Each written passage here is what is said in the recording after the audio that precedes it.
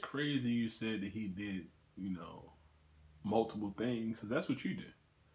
Yeah, You break down all the stuff you do, because I got a list here of things, but I don't want to miss anything.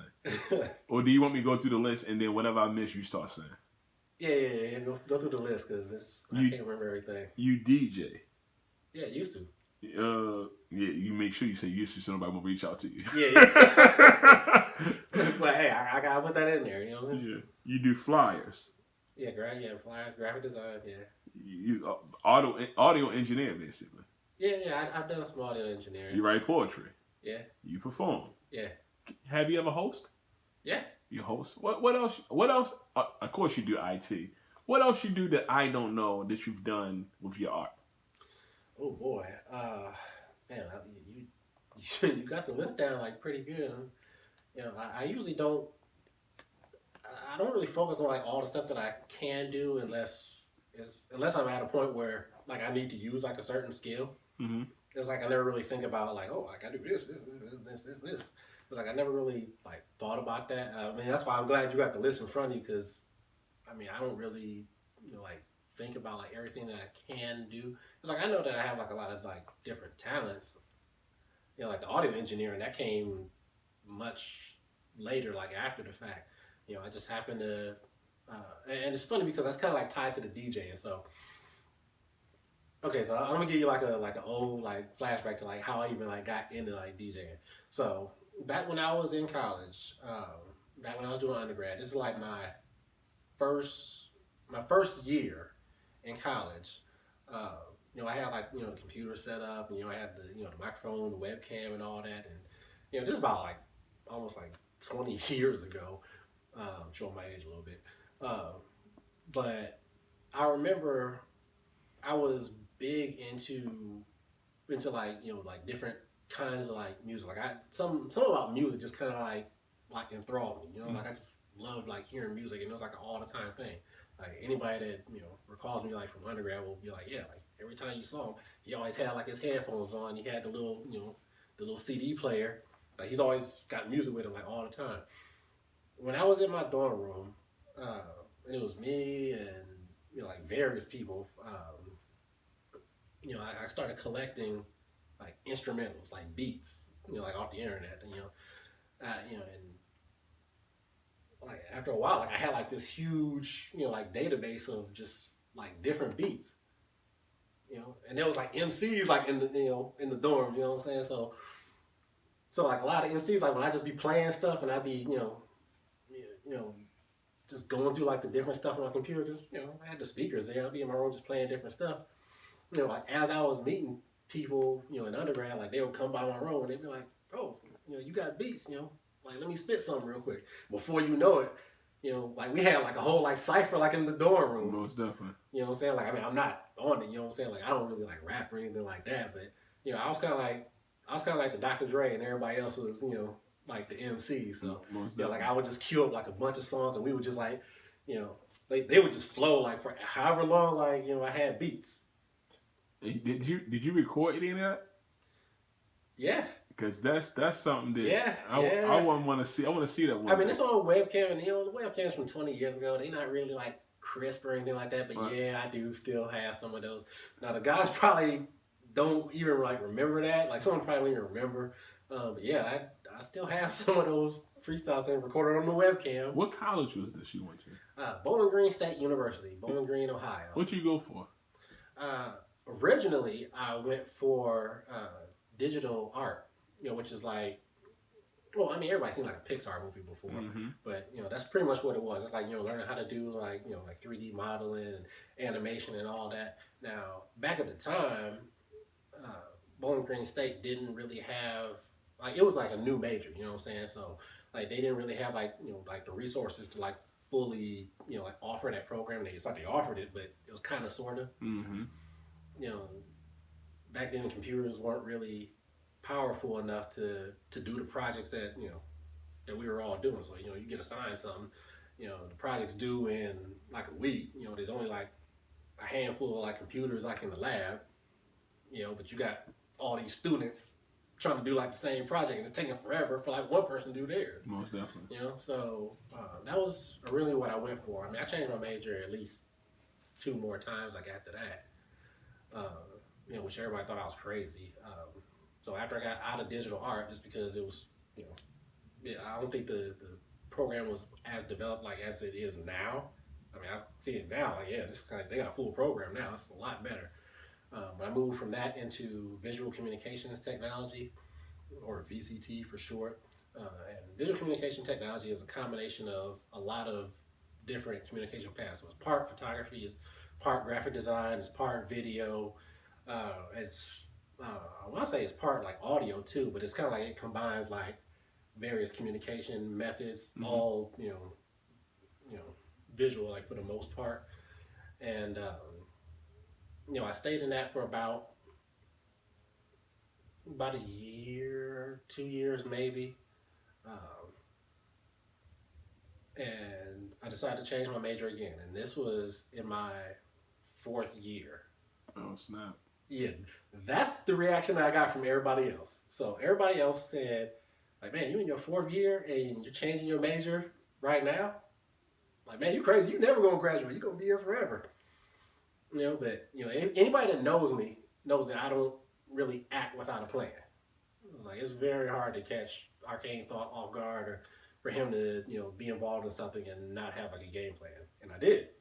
The game plan that I had when I switched majors, because I switched from VCT, you know, the visual communication technology, to technical writing.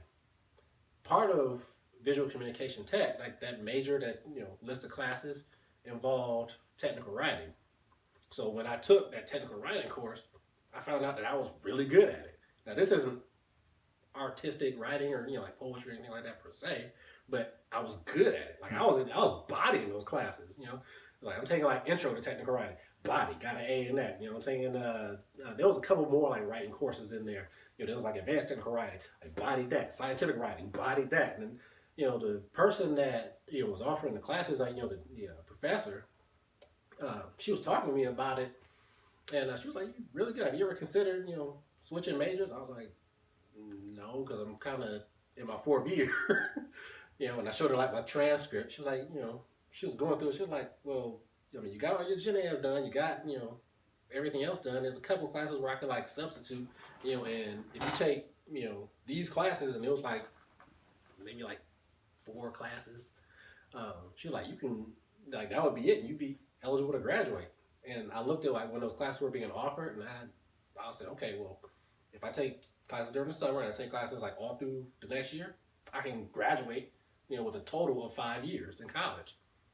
And, you know, just because I had everything planned out, like I knew when stuff was being offered, I walked when everybody thought that I wasn't going to. Right. You know, graduation day showed up, and I'm walking in there with like my little, you know, cap and gown. Everybody's like, like, "You ain't supposed to be here." Right.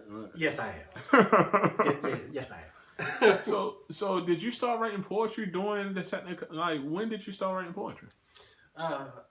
Interesting. Well, I started and restarted. So the first time that I ever attempted to write a poem, you know, it's the same time that, you know, a lot of people write a poem when their teacher makes them do it. Classroom assignment. You know, you taking, you know, in your standard English classes in grade school, you know, you go through like different types of like writing, and eventually poetry comes up, you know, and all the kids always had the same reaction. It was like, "Oh, we got to write a poem." You know, I was the same way. Like, I ain't trying to write no poetry or whatever. Was the first poem you wrote, was it good? Yes. And I mean, I didn't realize it was good until everybody else told me it was good. Like, I'm just trying to get the A. I'm just trying to get the A and move on. You know what I'm saying? I ain't trying to write no poetry. It's like, you know, I was in 8th grade, I think. What do you remember what it was about? Yeah. I don't remember how the poem went, but I do remember what the subject was. And it was about, you know, it was about like, about nightmares. You know, and I don't remember how it formatted or how I put it together. I do remember it rhymed though. I remember like the rhyme scheme was like impeccable. Do you think you have it somewhere in one of your books somewhere? You think my mom probably does. Oh, that's dope. I mean, if I had to guess, because I think my mom, you know, my mom was like one of those moms that wants to keep everything as a trophy. Mm-hmm. You know, so like anytime like I had drawings or anytime like I did anything that, you know, that was like I did something like, you know, and it was something tangible that she could hold, she wanted to keep it somewhere. So she probably got it somewhere. I don't know where, but you know, I think she framed it. Mm-hmm. You know, I don't remember what she did with it because to me, it's just another assignment. You know, like okay, you know, take a little paper, put it on put it on the fridge, you know, with a little magnet. It's like, hey, you know, after a while, you take it down. Did you know you could write from that moment, or did it take you some time to realize, like, oh, I can write? I mean, I thought, yeah, I could write, but I mean, you know, as an 8th grader, I wasn't really thinking or like even concerned about, you know, poetry at that point. Mm-hmm. You know, I just wrote that one, and you know, everybody was like, you know, if you ever wanted to like, you know, write more, you know, you could. And I was like, whatever. You know, and I just kind of kept it moving. You know, it wasn't until I got into high school that I kind of got back into it a little bit. Like I kind of, you know, jumped back in I dipped my toe in the pool. Most definitely. And the way that I did that, it wasn't through just picking up a pen and like starting like writing poetry, like how, you know, a lot of poets do. You know, a lot of poets will see other poets do it and they be like, let me try my hand at it. That wasn't really like my approach. Like me, I was into music, so, and that's back like when, you know, like hip hop like really started to like pick up for me, and to me that was poetry, you know, just put to a beat. So I started writing poetry by taking like some of like my favorite songs and writing like an extra verse. Mm-hmm. So I remember I did. I don't remember all the ones I did, but I do remember I did one of like Tupac's "Do for Love." Like, you know, Tupac like had his verses, and then like, you know, I had like a verse like right at the end. You know, and the girl that I was dating at the time, like I remember like I spit it for her like over the phone. You know, and she was like, "It's dope." Right. How did that make you feel? Every time you wrote something, people would say, "That's dope." I mean, honestly, like I never really, you know, took much like stock in it. You know, because a lot of times people say, you know, stuff is good just to be nice, you know, just to be polite. Mm-hmm. You know, so I never really took much stock in people saying like, "Oh man, like this is dope," you know, or you know, like, or I like that. You know, it's like, cause I mean, I guess I just never really knew what people really thought, even if that's what they really meant. So I just never took a stock in people saying like, "Oh man, this guy is like his writing is nice." So when did you start getting serious? Like when did you come up with your own name for us being a poet? Like when did you get into that Oh world? boy, yeah. Okay. And did you have other names prior to this? Just Medell, my legal middle name, which everybody thought that was a stage name because it's so unique. Right. But 2001, Mm-hmm. I was in college. This was my second year, and I remember my roommate at the time.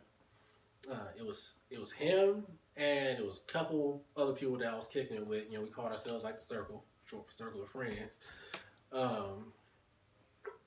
Like they had like a organization called the Creative Minds Movement, and it was like they were doing like open mic. They were, you know, setting up different areas where they could have open mics. It wasn't until later on that it became an official, you know, officially recognized and funded, you know, like school, you know, organization. But they were going to that. They were, you know, and every time like they would always hit me up. They'd be like, "Hey, you know what I'm saying, we got the next Creative Minds Movement, event is gonna be like over here. You know what I'm saying? Like if you want to like come through, I'm like, I ain't on that poetry stuff." Right. You know, and at the time, like I hadn't like really like written anything. Like the last thing that I wrote was like, a couple years like back like in high school when I was like writing remixes to like songs, throwing in like extra verses. So I wasn't like really with it, and my roommate convinced me. He was like, since you used to write, like, have you ever considered like writing again? I was like, nah, not really. He's like, can you give it a shot just to like, see if you still got it? All right, fine, all right. And I can't remember what the first thing that I wrote was. I remember like a couple poems like later. I wrote some stuff where I was like, It's all right. So I let him like read it, and he was going through it. He was like, bro, I was like, you need to come to like one of the Creative Minds events. And I'm not sure if he was saying that because he really thought it was good, or if he was saying it because it's like, okay, now I got him to write. Now he got some, like I could bait him. So well, either way, I took the bait and showed up. Took the bait and showed up to the event, and this is back before the days where I was like performing. It's like a circle of us like doing like poetry or whatever. Like everybody like get in the circle. There's like a circle of chairs and one person like in the middle. Mm-hmm. Like spitting poetry. Right. And it's like we just kind of like it's like rotated, and I'm just kind of like got my notebook with me, and like I'm like, oh, man, I can't believe these dudes got me up in here. Trying to share some poetry. It's like, man, what if I get up here and everybody's like, whoa, get that stuff out of here. That's whack, homie.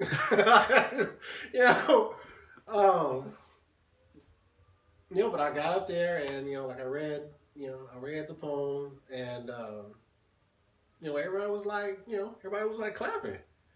I mean, it wasn't like, like no, grand applause or nothing like that, but it was like, like people talking like, and they were like, how people like shake their head like when they clapping. Mm-hmm. Because like that's the thing, like body language says a lot. Like when people clap, I mean, there's different kinds of claps. You know what I'm saying? You've been in this. So there's like the difference between like the courtesy clap, and the I approve clap. And then there's that, that wild applause, like where people like they really felt it. I got this one. Yeah. I was like, I'll take that. First time up, what I'm saying? Like I'll take that. So, that was kind of like how I got started, back writing. Right. Next thing you know, it's like now I bought a book. Now I got a spiral. You know what I'm saying? So now I'm penning. It's like the more that I did it, the more I loved it. And it's kind of like. It almost became like, almost like an addiction. Like at one point, it's like, okay, like I'm writing some stuff, what else can I write on? And I'm constantly thinking like all day long, like, how I'm gonna make this fit? Like how I'm gonna rhyme these words? Like how I'm gonna make this, like, it became like a real thing, and like now I'm going to like all the Creative Minds events, you know what I'm saying? Like now I'm up here like performing like all the time. I'm getting to a point of where, at this point, like I'm performing, but I still got like the paper. Mm-hmm. You know what I'm saying? Like, I'm not to the point of where I feel confident to like memorize something and then get up here and like spit like for real. Like I'm still kind of like early in it. So like I'm doing the poems, and people was like, people were feeling it, and now it's like, okay, now I'm looking for other places to like do poetry at, because like, we got Creative Mind stuff. It's like, okay, where else? So now, my hometown is about 20 minutes north of where I went to college at. It's not real far. Mm-hmm. So I'm going back to like Toledo because I'm hearing these like poetry events, you know what I'm saying? Like, and back then, like, there was a pretty good like poetry scene like back then. So it was like, okay, we can hit up like this spot, and then we go over like by the college, the University of Toledo campus. There's a spot over here, there's a spot like, inside the city, like in the art building, like now I'm looking for events, and the more I'm doing it, the more I'm writing, and poetry is like starting to become like popular like in that area now. Like, it's starting to like get like a real following. Mm-hmm. So, now we got actual events sponsored like on campus. We got like I remember one. It was an Apollo night. And it's kind of like an unsaid rule like with Apollo night, but Apollo was a singing contest. Like it's like it isn't, but it is. Mm-hmm. It's like no matter what your talent is, if somebody comes on stage and sings and they kill it, they killed everybody. So I get in this spot. I don't even remember who taught me into that, because I don't even sound like no stuff that I would do. Right. Like Apollo night, with poetry. So I get in this contest. I don't even remember what the prize was. I don't remember who put me up to it, because somebody would have had to put me up to that. But I remember I got in the contest, and I remember I think there was one dancer, there was a couple singers. I think there might have been like one other poet like besides me. But for the most, and there was like a couple like like MCs. Mm-hmm. So, like I get in this contest, and I remember, I don't remember what order I went in. I remember I didn't go first. They didn't call me first. But I do remember that, like, when I went up, it was only like one round, too. Like, it was like one round, and then we, whoever survives, whoever don't get, booed off stage or whatever, like, they go by after you, and they put the hand over your head for the audience applause. So I get up there, and I spit this poem about the interaction between, like, men and women, and, like, and at the time I was like 20. I spit this poem about, like how the women were picking, like, ball players and like whoever the hardest dude was, like, out on the street, you know what I'm saying, like that, like that's what they were into. But for some odd reason, I'm not sure, I don't think it was the cadence of how I did the poem, but it was what I was saying resonated with the crowd. Like, it literally started like a battle, like, inside of, like, the audience. It was I was the only poet that did that. Because I want to say there was like one, maybe like two more poets. I was the only poet that got up there when I spit my poem and I said, like, what I had to say. Like, you could feel like some of the crowd was like, oh, he talking about, like, how, how we dating thugs and all that. But then the dudes in the audience were not going to let, the couple of women that were trying to, how Apollo is, and always take that one person. Mm-hmm. And then everybody else wanted to join in. The dudes weren't having it. Most definitely. There was like 2, maybe 3 girls. They tried it, and the dudes, like, they started, like, applauding.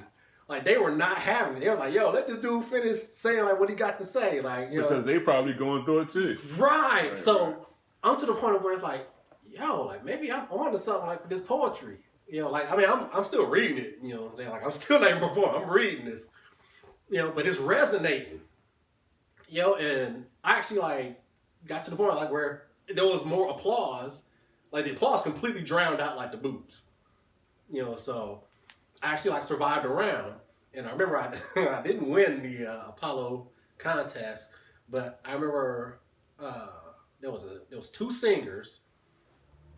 Like, yeah, there was a singer that won. There was a singer that came in second. I came in third. Yeah. I mean, and that was kind of cool to me. I was like, not only did a poet survive Apollo night, but, like, he was, like, right up there, like, with the singers. Basically, we here. Yeah. It's like, like, poetry is here now, you know what I'm saying? Like, I don't think I'm, like, like the greatest poet in the world or anything like that, but it was kind of like, as long as I'm saying something that, that vibes with people, like that resonates with people, it's like, I feel like I'm doing something. What is your goal in poetry based on what you just said? Because you said, you kind of broke down one of the things you want to do. What is your goal when you're on stage? I mean, I've got different goals when it comes to poetry and, like, the different aspects of it. When I'm on stage, I mean, it's always to kill it. I mean, that's everybody's. Like, after you've been doing it for a while, like, I mean, when you first get up there, it's kind of like your goal is just to get through it. Then, like, once you get comfortable, like, being on stage a little bit, then your goal is to, say something that, that might resonate with one person. As long as one person is, like, feeling you, it's like, okay, you feel like you did. Then after that, I was like, okay, I'm trying to make sure as many people can feel me, like, as possible, So it's kind of like the idea gets more grand the more you're on stage, the more I'm on stage, and the more comfortable I get with it. Mm-hmm. Because I still get butterflies. I've been doing this for like almost 20 years. Like, I still get butterflies being on stage. Let me go back and then come back forward. What was your favorite subject in school? Because it seemed like a lot of time we talk that one of the biggest influences on seemed like somewhat is school. What was one of your most important to you, your favorite subject? Was it the creative writing, or was this the part where I'm supposed to say English? No. No. I love writing growing up. You can say home economics, but I don't know. Home economics, like we didn't have home economics. Oh, in Maryville, they had home economics, and they was making donuts that taste like Krispy Kreme donuts. Yeah. dang. Yeah. Now we ain't have no home ec. So so my favorite class growing up, and I'm not even sure if this would even like make any sense to anybody that's been through the education system, but I like math. Oh, okay. Yeah, I liked algebra in particular. It was like I just had a knack for it, you know, because I'm a very logical person, so I can always find out what x equals. It was like all that stuff. It's like a puzzle. Like I'm putting it together. Like that made sense to me. Mm-hmm. You know, and for me, like growing up, like I needed stuff. That's how I became such a good planner. Like stuff has to make sense to me. So in math, I mean, unless we're talking like quantum, what do they call it? Quantum physics. Mm-hmm. You know, unless we're talking about that kind of stuff, where we're like literally like pondering like the mysteries of the universe and whether there are other. I mean, that kind of like theoretical math. But if we're talking about like algebra, stuff makes sense. Like there's a specific answer to this question. Most definitely. When you was when you did the Apollo nights, right? And you won 3rd place, did you feel sorry for the person that had to go after you? And if not, have you ever felt sorry for a person that had to go after you? Well, during the Apollo night, I didn't feel bad for the person that had to go after me because I mean it's Apollo night. It ain't like how a slam is. Like Apollo night, you just trying to survive. Right. See, a slam, like when you want to slam is different because you're graded. You're getting a score, mm-hmm. but it's like there's no person that's waiting off to the side, waiting for the audience to like boo you so they can like scoop you off the stage with like the giant candy cane. You know what I'm saying? Most definitely.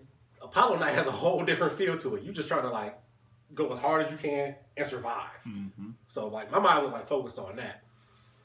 I wasn't thinking about like who got to go next and all that. I'm just like just don't bring out that candy cane. Do you know how we got on the conversation on Apollo night in the beginning? I'm gonna tell you what I asked you, but you never answered. But I'm on point though. Okay. How did you come up with your poet name? Oh, my poet name. Yeah.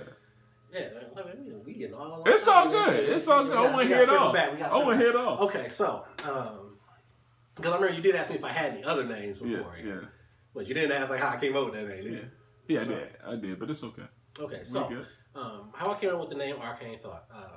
I remember at one point I was just going by Medell, which is legal government name, my middle name. Everybody thought that was that was a stage name.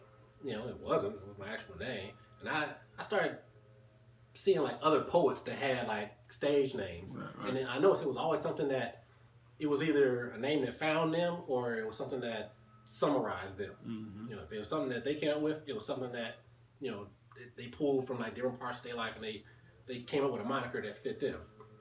Other people, it was kind of like the name found them. Like for me, Arcane Thought. Originally, I wanted Black Thought, but I mean, we already know, like one of the illest MCs ever. Part of the Roots crew. I mean, Black Thought. I mean, he already had that name. But for me, being a critical thinker, I wanted the word thought somewhere in my name. So now I was like, okay, I can't use Black Thought. Black guy, I can't use Black Thought. It's already taken. It's like I need a word that like fits me. I need something that says, like he's an out of the box thinker. Something that he's somebody that's not going to take the same topic and talk about it like the same way as you would expect. Mm-hmm. So I'm like I'm going through like dictionary, like trying to find something. I'm going through like the thesaurus. I'm trying to find something like I can't remember all the words that I went through, but I just remember nothing really resonated with me. I figured if this was going to be something that was going to be me, every time I signed up on a list and you're like, yo, this who's performing, like I don't want to like groan when I hear the name. Most definitely. I want them to call the name like, dang, did I really pick that? By the time everybody knows about it, it's too late then. That's you. Right, it's too late then. So I remember I was, I did some gaming like growing up. You know what I'm saying? It's like I remember playing this game. It was Diablo 2, and I remember coming across a level on that game, and I'm not even thinking about poetry, like, cause I was gaming at the time or whatever. So I remember I came across this level, and it was called the Arcane Sanctuary. And at the time, I didn't really know what like arcane meant. It was like I kind of had an idea, but not really, you know. But let's crack open this dictionary, you know what I'm saying? Like, let's see what this is, you know. So, you know, I'm on the computer, you know, I'm dictionary.com, look up arcane, and you know, and I'm reading through like the definition, you know, and this, you know. The definition that was in there said known or understood by only a few. You know, it was for those people that have special knowledge, esoteric. You know, and I'm like, huh. And then I was like, you know, and I wrote it. I remember, like, I actually wrote this, and I wrote down like the word thought, and I put arcane next to it, and I'm just looking at it like on the paper, and I'm like, yeah. Arcane thought. It's like an esoteric thinker, an outside of the box thinker. You know, it's like, you know, known or understood by like only a few. Like, you know, people might not get how I think, but they'll understand the thought process. You know, like after I break it down, like that's it. Most definitely. Arcane thought. So now I'm going to venues, signing up as arcane. It's crazy, like, you know. And then like the first time to like hear like a host say it, you like, wow, like, you know. Like I got a persona, I got a stage name now, you know. It's like I'm official, right. You know. So yeah, Arcane Thought, you know, all came from Diablo 2's Arcane Sanctuary, because I was presented with a word that, you know, I didn't really know about, and you know, when I looked it up, it fit. It's funny because to me, even in poetry, it seemed like you still try to be. Well, of course, who else am I gonna be? No, because in the beginning of the interview, we talked about how, you know, the best thing you can do is be the character you are and live up to what you project, right? And then we fast forward to where we at now in the interview, and you still took the time to find something to live up to what you are, as far as your thought process. I feel like that's dope. Thanks, man. I mean, I knew that whatever I picked as a name, it would have to be something that I felt like I could live with forever. Mm-hmm. You know, something that, you know, was ingrained to, like, you know, because it's kind of like everybody makes adjustments over time to like their, you know, their points of views based on the information they're given, you know, and sometimes they alter things. I had to find something that was like core to me. And no, smart people do that. Not everybody. Okay, I'll take that. I'll take that. Yeah, I'll definitely take that. And like, you know, for me, like I always felt that if I'm going to, you know, come up with something that, you know, that I want people to call me as outside of, you know, my actual birth name, it has to be something that fits the core of who I am. And me as a critical thinker, like somebody who, you know, thinks and plans and tries to think outside the box, and, you know, somebody that's essentially like a creative problem solver, like that fit. I don't think that's something that'll ever change about me. You know, as long as I'm of, you know, sound mind, I don't think, you know, me being a planner or me being a critical thinker is something that's ever going to leave me. So that name, I felt like I could live with forever. So how did it feel being on stage that first time? Because I know you talked about you had the jitters before you got on stage, but how did it feel being on stage the first time? You mean the very first time I did, or the first time performing as like Arcane Thought? The very first time performing as Arcane Thought. The first time, man, it was in Toledo, Ohio, my hometown. It was at a spot called Mano's Greek Restaurant, and they got this area called like the Back Porch, and it was run by also a group of poets. You know, they were going by the name of the New Mutants, and that's new spelled N-U. And I remember like the first time like I had signed up, and you know, one of the other poets, you know, that was in there, you know, that, you know, she was part of the New Mutants, like Natural, you know, because I up until then I had been signing up as like Medell. You know, and and she kind of like looked at it on paper the first time. She was like, Arcane Thought. And then when I went up, she was like, wait, that's you? And I was like, yeah, you know, like, that's what I'm going by now. I don't know, it kind of like gave me that feel of like, okay, now I'm actually like really like choosing to do this art, you know. You know, there's a lot of people, you know, they can go by like their regular names, but for me, like, to have like, you know, like the to put the pen to paper and like write Arcane Thought and be like, that's me, and then put like my poems like and sign that as Arcane Thought. Like, I don't know. It just kind of felt like it just kind of like legitimized it just for me personally. Most definitely, you say it like it made it real. Yeah. It made your journey like, okay, this is where we at now. Yeah. It's like, okay, like there's levels to this, and like, okay, now I'm at the level where like I'm coming up like my own name. What was your first feature? Where was it at? My first feature. It actually took a while before I got a feature, mainly because it's not because I never thought I was like worthy of a feature, but because I never really sought features like that. I mean, now it's kind of like commonplace just because I've been around like poetry like for so long. It's like the game changes like over time. I've seen a lot, but for me, like my first feature, what was the first feature I did? Can't remember if it was I want to say it was House of Rhymes. Yeah, I think it was a House of Rhymes feature because I remember I did it over at Mark Square Studios, and like I remember like I was hella nervous because like I had never like done like a feature before. It's like I'd been on stage, but it's different like when you're the headliner. Yes, yes it is. Like when you're on all the promotional stuff. Mm-hmm. It's like when there's build up, it's like, oh, it's got a different weight to it. So, so like when I'm like performing, it's like, oh boy, like these butterflies are a little different. Right. Like there's always like the usual butterflies, like okay, I'm doing public speaking, but it's like as soon as you get up there and you get into a couple of lines into it, you loosen up. It took me like I had to get through like the whole first poem before I loosened up for that feature. Like for real, like oh boy, like I was so nervous like through that whole like first poem. But it's like okay, well once I got through it, it's like I was like okay, now I feel like like the weights is off a little bit, and then like okay, now I can play around with it a little bit. Now I'm comfortable, so. Yeah, that first feature, like it was scary. What's your favorite poem to do? It changes over time. Your favorite poem, and this is probably going to be something that a lot of poets feel. Your favorite poem, a lot of times, is always like whatever poem you just finished. Mm-hmm. Like it's almost like you feel like okay. Back then I was here, then I moved on to here, then my writing got here, and now this stuff I just wrote, this is the illest thing I ever wrote. But then every now and then I'll get like one poem where I'll write it and I'll be like, I mean to me like it feels like a classic.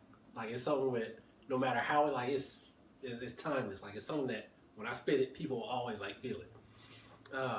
Like that one that I spit earlier, that Raising Down, Part 1, like that always has like a special place to me because that was like the first poem that I ever really wrote that felt like yo, this like I mean you got some stuff that's that's nice, but this right here, like whenever you spit this right here, people digging this. Like when you get this, when you get to talking about like how the economy is and how how politics works and how you gotta have like certain requirements for the job, and then when you got too many requirements, they tell you you're overqualified. Like when you say stuff like that, it's like all that resonates. There's always something, So yeah, I like that one. I like the interview poem too. The one where I take that sarcastic take on job interviews. That one kind of has a special place too. Your poems are real intricate, right? So, what was the hardest piece for you to remember out of all the pieces you? Because we all have a poem that's like it. We have it in our head now, but it kicked our ass learning it. Yeah, well, Raising Down was difficult to memorize only because of the length, not because of the complexity. Rhyme scheme helps because it's a poem that has like a lot of rhymes in it, so it's kind of like okay. Even if you kind of forget part of it, like your mind will kind of cycle through like, what sounds like this? And the word will drop in your mind. But that one was probably the hardest due to length. But if we're talking about like the hardest due to complexity, Mm, probably, probably like the interview poem. I love that piece. Yeah, that one was more complex. Cause it didn't follow like a rhyme scheme. Well, a couple of ways that it differed from Raising Down was it didn't have like a rhyme scheme for the most.